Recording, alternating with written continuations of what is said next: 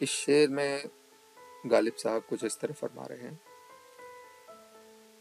हुई इस दौर में मंसूब मुझसे बादा आशामी, हुई इस दौर में मंसूब मुझसे बादा आशामी, फिर आया वो जमाना जो जहां मैं जाम अजम निकले। तो अब इसको थोड़ा सा शेर के जो मायने हैं वो समझना थोड़ा ज़रूरी है, क्योंकि थोड़े से मुश्किल और अ, कुछ पुरानी स्टोरी के साथ इसको मैच करेंगे तो हम देखेंगे इसकी क्या स्टोरी है और इसको समझते हैं। तो इस शेर का जो पहला आप देखेंगे वर्ड है मंसूब।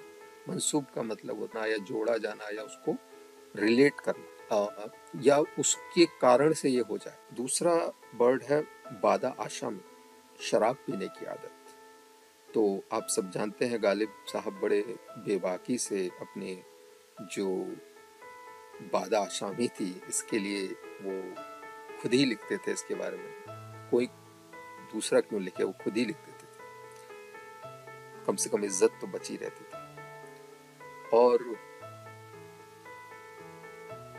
इसमें जो दूसरी लाइन में आप देखेंगे जामा इज़म, तो जमाना तो आप जानते ही हैं, जाम ए जम जो है ये एक वर्ड है जो थोड़ा सा मुझे लगता है कि समझने की जरूरत है। जाम ए जम ये पुरानी माइथोलॉजी की एक मान्यता है कि एक जमदेश करके एक ईरान में एक राजा हुआ करता था, उसने एक प्याला बनवाया था। उस प्याले में पूरी दुनिया का जो हाल था, जो समाचार होता था, वो उसे पता चल जाता था उस प्याले से।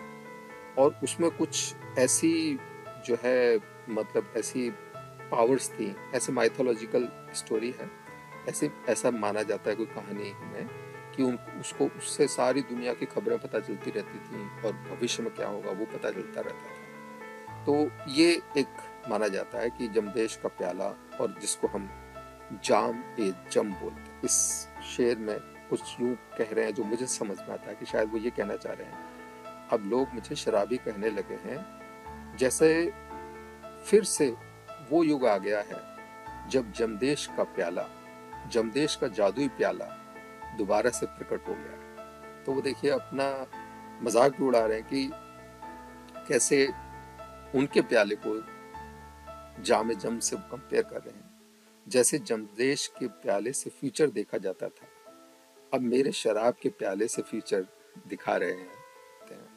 तो इसमें यही है कि अब गालिब साहब अपने को जो है कह रहे हैं कि शायद वो ज़माना फिर से आ गया है जिसमें जो है मेरी वजह से अब जो है जाम जम का जो प्याला था वो दोबारा से जो है एक्टिव हो गया है एक तरह से।